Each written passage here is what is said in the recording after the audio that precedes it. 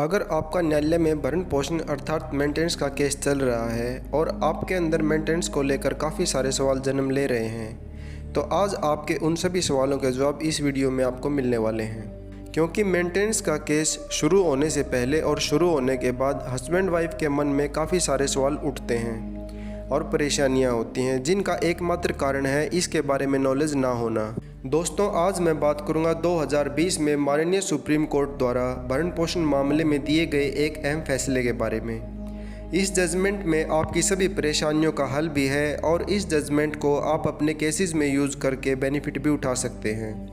Case चाहे कोई भी हो, Hindu marriage act, domestic violence act या फिर CRPC सेक्शन 125 का, यह सभी मेंटेनेंस केसेस पर अप्लाई होगा।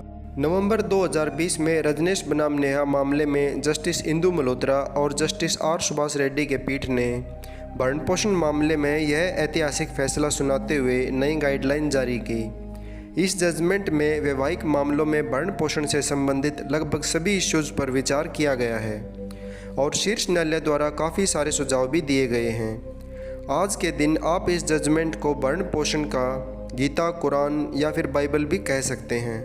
तो दोस्तों, वीडियो में आगे बढ़ने से पहले अगर आप इस चैनल पर नए हैं तो चैनल को सब्सक्राइब कर लें, साथ में नोटिफिकेशन का बेल आइकन ज़रूर प्रेस करें। और दोस्तों, इस वीडियो को आप शुरू से अंत तक बिना स्किप करे देखें, क्योंकि स्किप करने से आप इस वीडियो में महत्वपूर्ण जानकारियाँ मिस कर देंगे और अधूरी नॉलेज ज़्यादा खतरनाक साबित होती है।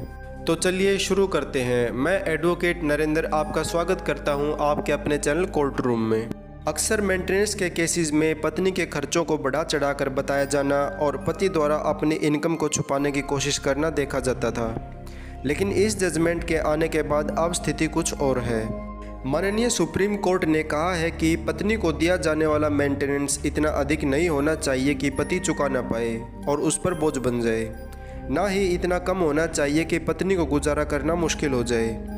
माननीय सुप्रीम कोर्ट ने जिन जिन महत्वपूर्ण मुद्दों पर विचार किया है और सुझाव दिया है वे इस प्रकार से हैं। सबसे पहले तो दोनों पक्षों का रहन सहन स्टेटस कैसा है यह देखा जाना चाहिए। पत्नी की और बच्चों की रोज़मर्रा की ज़रूरतें क्या हैं, पत्नी के पास इनकम का सोर्स क्या है, क्या आज भी वह अर्न कर रही है या नहीं, मुकदमे का खर्च कितना है, क्या पत्नी पहले जॉब करती थी या अब करती है, या फिर पत्नी ने जॉब छोड़ी तो छोड़ने का रीज़न क्या रहा, क्या पत्नी को जॉब बच्चों के लालन पालन या फिर घर के बुजुर्गों की सेवा करने के लिए छोड़नी पड़ी, या फिर पति पत्नी में से किसी ने भी यह जॉब इसलिए छोड़ी कि वह जानबूझकर कमाना नहीं चाहते थे।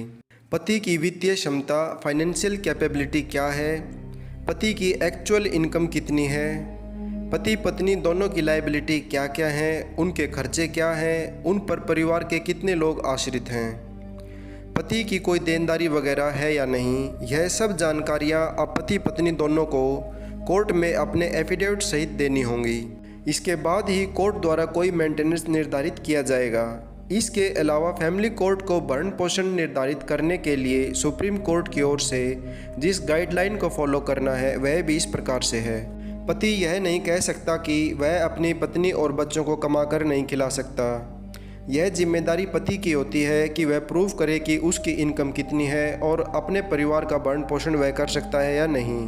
पति पत्नी में से कोई विकलांग है या बीमार रहता है तो उसके रोज़ की ज़रूरतें क्या हैं, खर्चा कितना है। अगर पत्नी कमाती है तो यह भी देखना होगा कि वह जब पति के साथ रहती थी तब उसकी लाइफस्टाइल कैसी थी और उसी लाइफस्टाइल से आज भी कमाकर रह सकती है या नहीं।